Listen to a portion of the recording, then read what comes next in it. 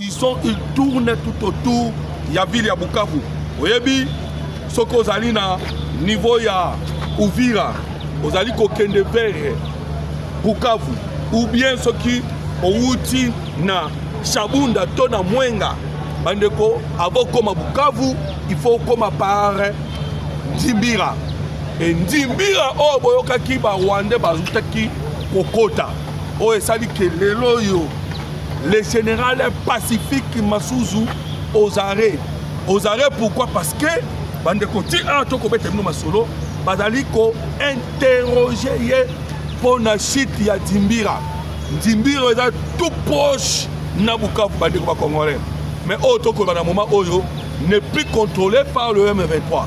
Pourquoi? Parce que cette force oh na ko betano masolo il y a Wazalendo ainsi que nos FARDC et déstabiliser complètement l'armée numérique rwandaise. Ndenge na uti koye bisayo na beta kili sona mikolele kanaki bazaki koya ndambu ndambu 77 50 awa lelo chiffre uti ko tomber toza déjà na 1500 M23 oyo lelo yo baye komitika na maboko ya bayu FARDC. Alors, il s'agit de la souffrance. On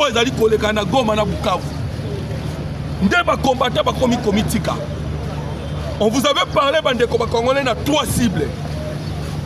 3 cibles armée congolaise azaki ko travailler. Il s'agissait de cible. Il y a autre kobenga ba dépôt d'armes, ba officiers rwandais, ainsi que des sites miniers place ba ka copier. Voilà tout ça toujours na kadia site Kivu. Bande ko frappe ya dégâts ko sakanate. Voilà to kobeta masolo le M23 lorsque ba constate que ba soit qui frappe ya dégâts ko sakanate directement bande ko ba congolais ba kei Coco, ça a créé. Vous savez, l'armée rwandaise n'est pas la fabrication, il y a un mensonge. Oh non, va détruire drone, il y a FARDC. Mais c'est du mensonge. Mensonge, bande de congolais. Pour les qui peuvent cacher, frappe, oh, il y a drone, il y a FARDC.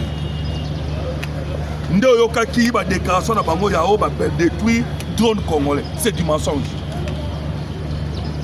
8 bataillons bandeko calcinés par la frappe. 8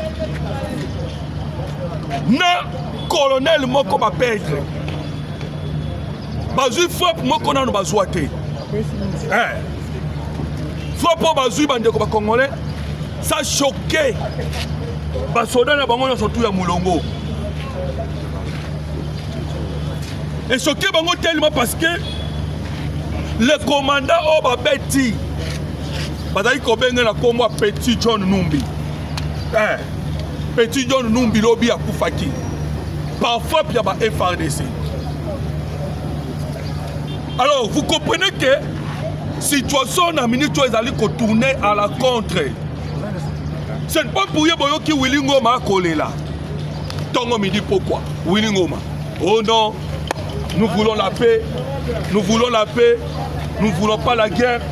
Allez, pas m'attaquer.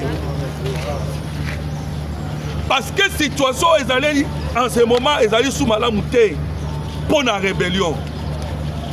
Parfois, pour ma bétami, ils allaient à des gars qui sont canatés. Bandeko, je viens de vous le dire. Que a to ko beta masolo trouble ezana kati ya Bukavu. Trouble. Le M23 on perd parce que ba uti ko perdre ba te belé na uti ko peso chiffre. 8 bataillons. Frappe moko to bengi ke ezala ki frappe ba jeté. Bandeko. Tangu mokonzamboka Tshisekedi azaki ko tendre loboko na na Paul Kagame. Bolanda ki yango je pense. Vous vous souvenez, la main tendue, il y a Mokozamboka et pas Paul Kagame.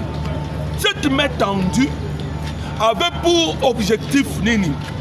L'objectif il y a main tendue.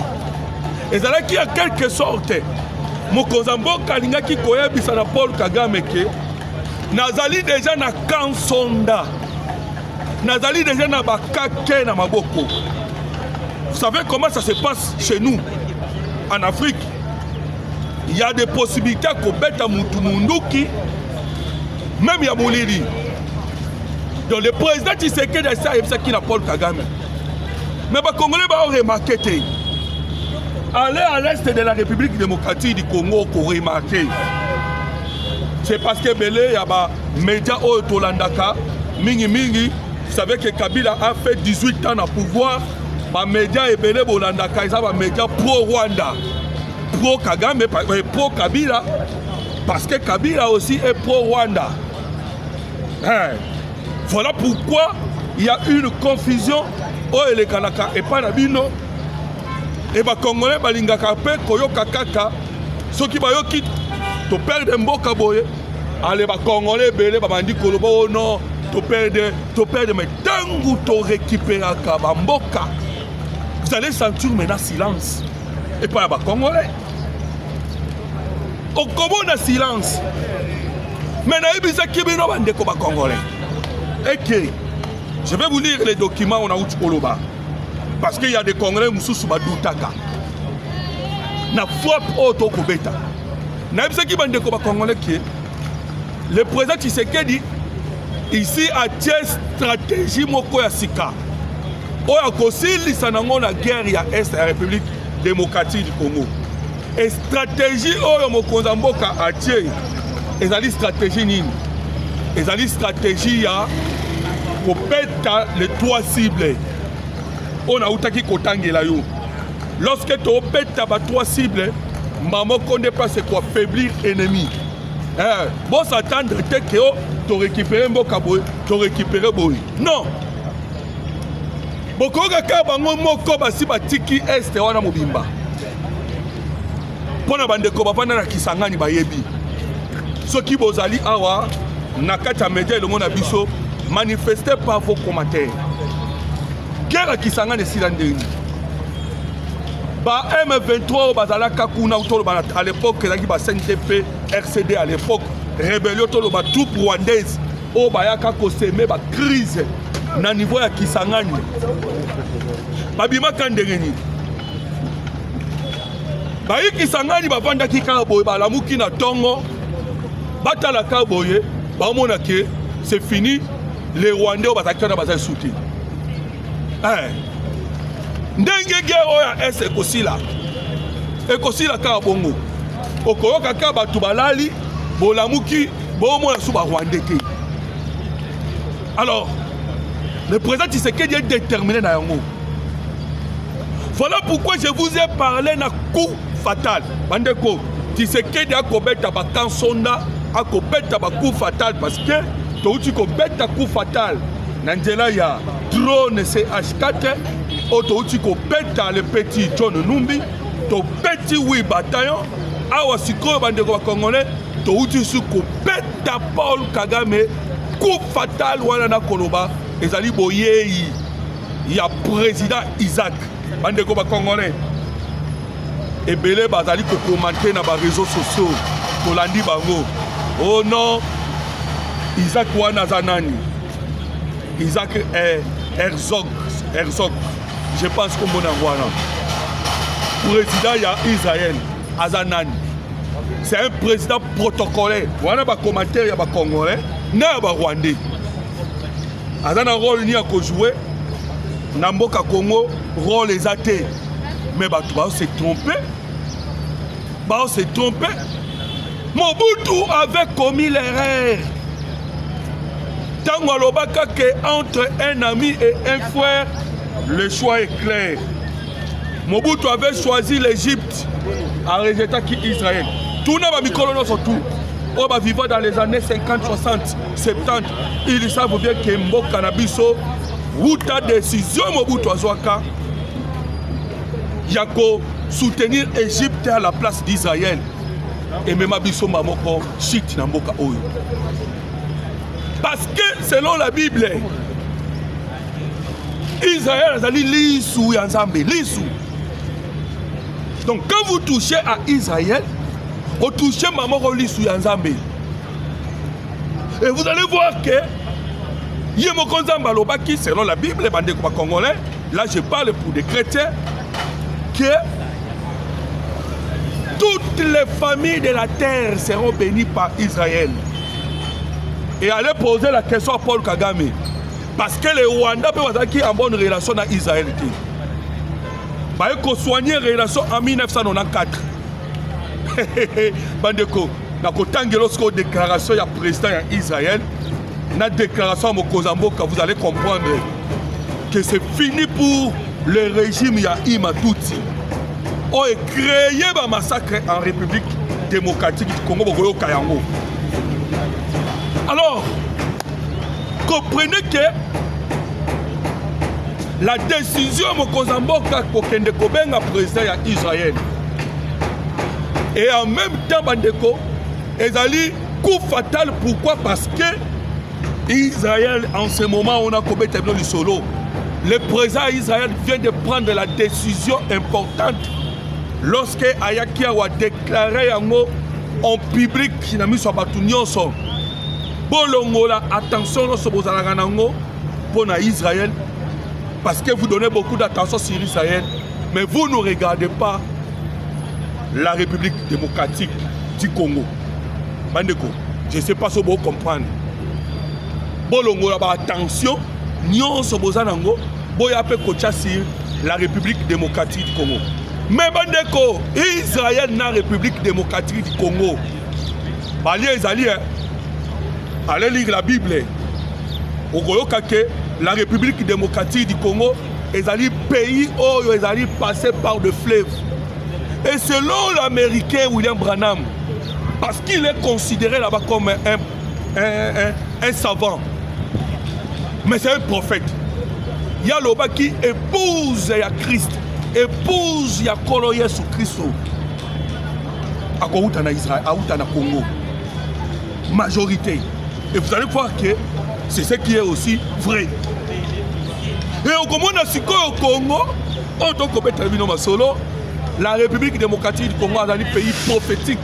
Parce qu'on parle d'un pays où ils ont traversé par le fleuve. Mais là, le problème est la RDC avec le président Tshisekedi, c'est comme le deuxième pays après les États-Unis d'Amérique. On reconnaîtra capitale. Il y a Jérusalem, mais la capitale, il y a Israël. Voilà pourquoi maintenant, Bandeko Israël, Bango peut faire maintenant nous servir. Je vais vous dire quelque chose encore de plus important. Relation à Israël, na Rwanda, est basée na Nini.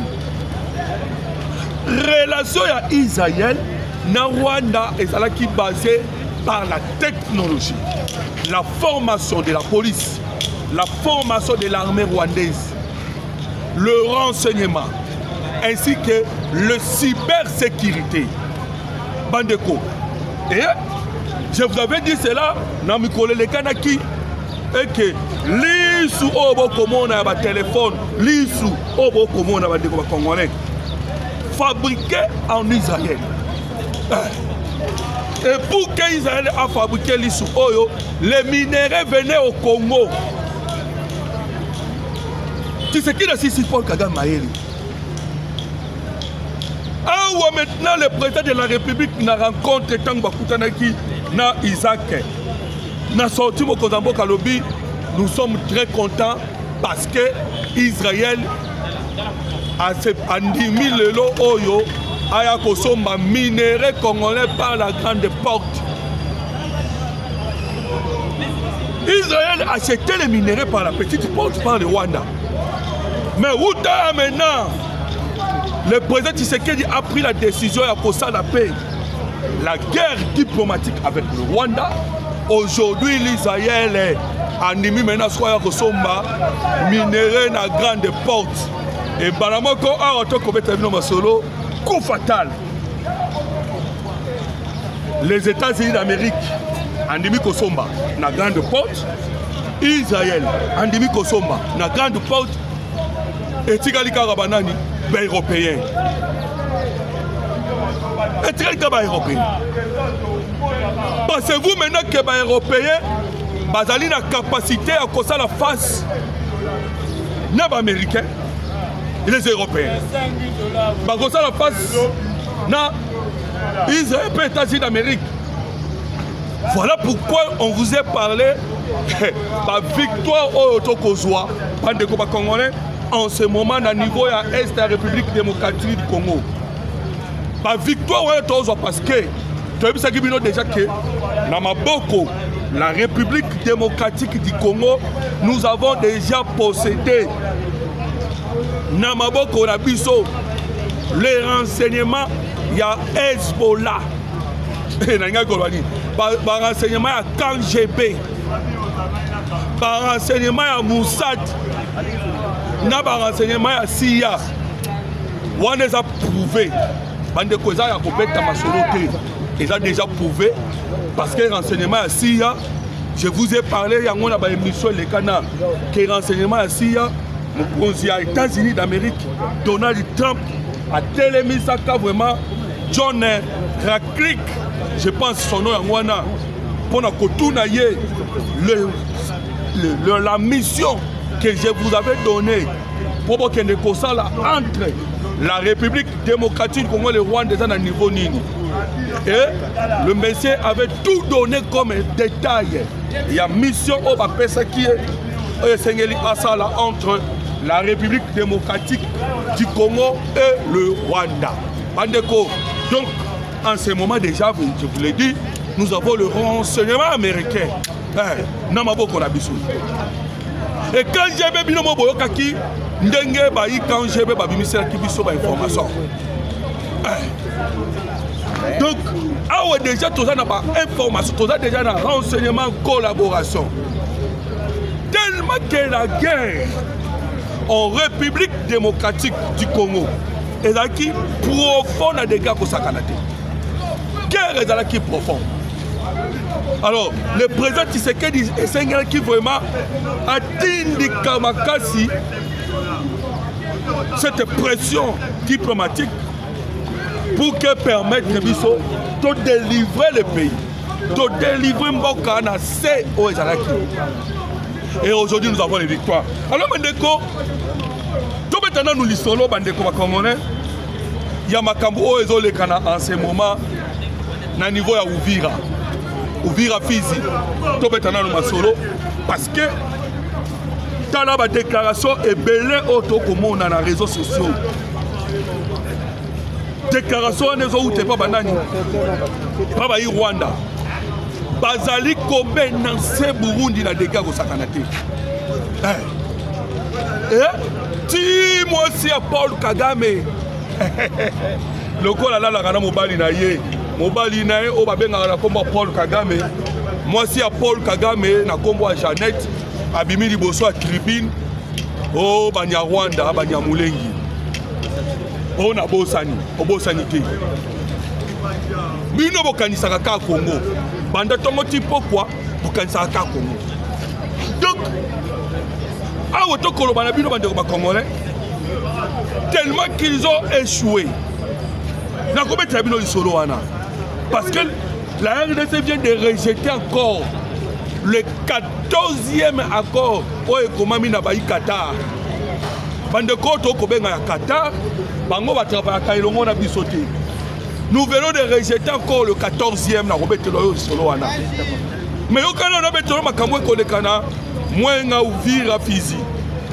Shabunda. Oyo yo ki lelo yo komi chemin cheval de bataille na bango. Oyo Wanda komi ko chammi sunaye. Le problème est que ils ont tellement échoué. Pour bakota na Grand Katanga. Oyokaki lobiawa. Ndenge les avions de chasse. Les alaki kotambola likolo ya Shabunda mobimba. Je pense que bolandaki. Parce que bato Moïse Katumbi basali déclaration pour na kolobaki. Oh non. Vous êtes en train de violer l'espace aérien, il y a Kachobwe. Donc Kachobwe comme un pays. Patrouille aérienne qui n'a pas battu parce que le général Edi Kapen a outil comme un livre. Bande livre on est déjà en ligne et parce qu'il y a total dit ça que la sécurité du Grand Katanga est la sécurité presque à Congo Mobimba. Banguna Congo nous surtout à Watoko Betemino Masolo, mais sur la Bango sur la Grand Katanga. Mais bandeko, qu'est-ce qui se passe dans le Grand Katanga? Otoko Betemino Masolo. Vous devez savoir que dans le Grand Katanga, le président Tshisekedi a tchaki maye les nénions surtout Mobimba. Parce que même Paul Kagame, Banguna nous surtout Congo vision dans Bango qui Grand Katanga. Le président tchaki maye les nénions sont. Même force sud-africaine. Oh, bah, qui est au niveau de l'Est. Il y a la République démocratique du Congo. Bango Mitsusu, moi, dans équipe, et il y a qui bande Congolais dans Katanga. Et maintenant, la Grand Katanga, on a sous contrôle. Il y a Edi Kapen, bande Congolais, de forces spéciales à Bissobazawana. Pour les contrôles, pour la sécurité. Il y a Grand Katanga. Maintenant, Paul Kagame qui voulait maintenant entrer, maintenant nous avons pris moins d'office Ouvira et puis Chabunda. Bamboka on est surtout dans Kotangela yo. Ezali Bamboka ezali tout ezali proche na Grand Katanga, proche na Maniema. Et c'est là où tu as dit que ça la musala ya malonga na ba force ya Burundi. Voilà pourquoi pour mon qui dernièrement awa déploiement au Salamaki et longo au Toyaki Kobakisa des brigades spéciales ou taki Burundi et Kokota milelo na milelo jusqu'au point que moi si à Paul Kagame peut aller lire. Alors bande de Congolais, vous comprenez que la situation tozali commettre à Wiloma Solo est allée très au sérieux. Le président Tshisekedi a tellement de vision et que a sécurisé la toute partie où on a Masolo, Yamwenga, Ouvira ainsi que Fizi. Donc à Masolo, Paul Kagame a le chaos. Alors maintenant comme Kolanda lobby Patrick Mouyaya. Maloba Patrick Mouyaya o epesi liboma directement. Nabandeko o toko benga ba Rwandais. Maloba Mouyaya. Mouyaya lobi bo le président de la République Félix Antoine Tshisekedi Tshilombo lobi pas question. Il y a signature, il y a accord de Washington sans que le militaire rwandais va se retirer dans son congolais. Alors, il faut comprendre que Maloba Patrick Mouyaya yebisi ba Qatar. A yebisi pe ba français. Pourquoi? Parce que les Français balingi kokota na grande porte. Je pense que Bolanda comme Kozamboka, tant azali koyebisa bango na niveau ya Europe. La fois dernière dans la Belgique, a yebisa ki bango pourquoi ne voulez-vous pas entrer par la grande porte? Pourquoi vous préférez toujours petite porte? Le président de la République a mis bango en garde. A yebisa ki bango. Pourquoi tu par la grande porte? Et l'Europe, le Qatar, vous voyez que Qatar, Yewanande Azali, Mamaya Otokobenga Badouba Congolais, Mamaya administration parallèle en Afrique. C'est le Qatar et le Kenya. 14 accords. 14 accords au Bakomi. Boye. Et c'est le Qatar. Nous sommes le 14 on est surtout commis et ça quand un mixage na brassage 14 nous sommes là le là dedans mixage brassage et c'est ainsi que le président Tshisekedi a dit non et tant que tu dis non Tosuki Wanate Tomati Siba nous allons négocier avec les M23 pas de problème mais le Rwanda a bimé la sol congolais. Maman a dit qu'il y a un wana. Bon dit maintenant qu'on bimisa basona la bino na Congo. Et le reste des choses au Kotala. Parce que c'est ça la résolution 2773. Bandeko, Israël n'est pas dimi ko soko kota na grande porte. Les États-Unis d'Amérique na bino kota na grande porte. Baï Qatar, Baï Europe, tous les restes batikali, Bamata Bakita, Bakokota Kaka na grande porte. Donc vous allez venir acheter le minerai congolais, Bandeko Congolais, Bakokota par la grande porte. Et vous savez qu'est-ce qui fait que l'Europe a dit qu'on continue qu'on résistait le monde à Paul Kagame pour qu'il va appliquer la résolution 2773 pour qu'il va faciliter l'accord de Washington et dans la mise en action. Vous savez pourquoi? Parce que le président Tshisekedi a lobby boy. Après Mataba Kita, nous n'allons pas abandonner notre projet. Il y a reconnaissance, il y a génocide congolais à travers le monde. Ne pas de génocide congolais. Reconnaissance du génocide congolais. Parce que la reconnaissance, il y a génocide congolais et qu'on a la moko suivi na otoye sakabino justice transitionnelle ou la justice sociale. Directement et qu'on a suivi. Voilà ce qui est à cause là que bakomi bazo bang à tout moment. Baobanga pambate. Parce que bande ko ba congolais bazo banga ba yebi ke et qu'on a suivi na yango.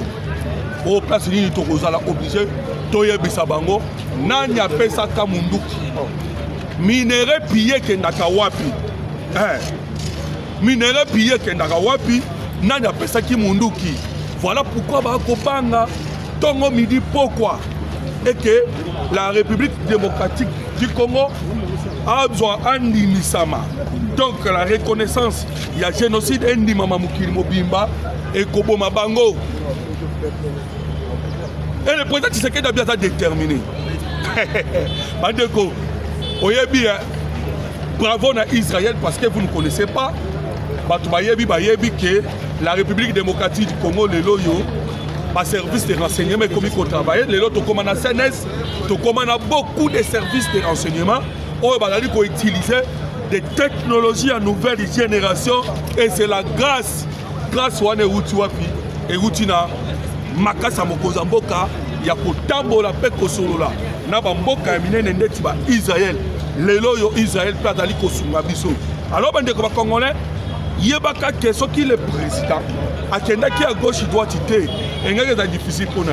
Mais le Tokangi va tuer, mais le Tokangi peut balélo, doit interpeller oh ba kobenga na komo anani, masusu.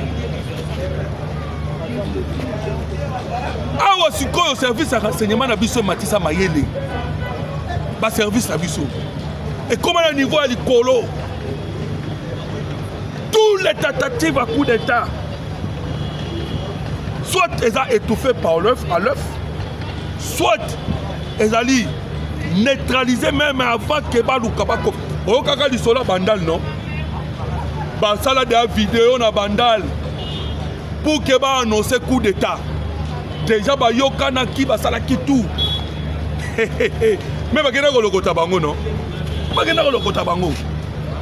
Donc, nos services de renseignement, nous allons comme ça, nous allons comme Colo. Même les vieux s'assoient regrettant. Balena azaki kobete simbate. Baïma kobalela. Pourquoi nous sommes wana? Parce que Tshisekedi a dérangé. Il faut que l'Ongolaye a dérangé le système, a dérangé le pillage bien organisé ya Mukili Mobimba. Bandeko, Baoucho Betanga Lisolo, na ba scientiste. Lisolo ya Tantal. Mayele Oyo Moutazi. Parce que Moutou a dans le laboratoire en Zambé, l'homme a été créé à l'image de Dieu. Moutou a dit moi en Zambé. Mayele Oyo Moutazi n'a pas en Zambé. Alors, grâce à Tantal, Tantal Oyo Zalika dans la République démocratique du Congo a une grande pourcentage, près de 70. nde omonaka okoki kokanga telefone na yo ekangami ofungoli yango tous les données ezali na telefone ezongi. C'est grâce à ba matériel wana ou bien minéré wana to kobenga na kombo tantal.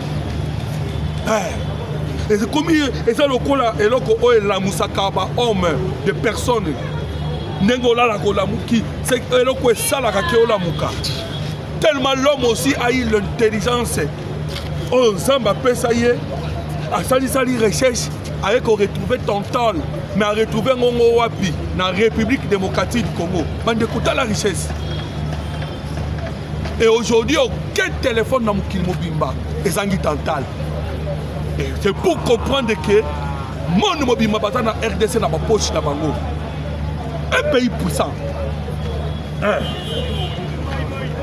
C'est ainsi que qui Mundela Kobanga. Cette indépendance. Indépendance, tous voyons, Bazo Banga.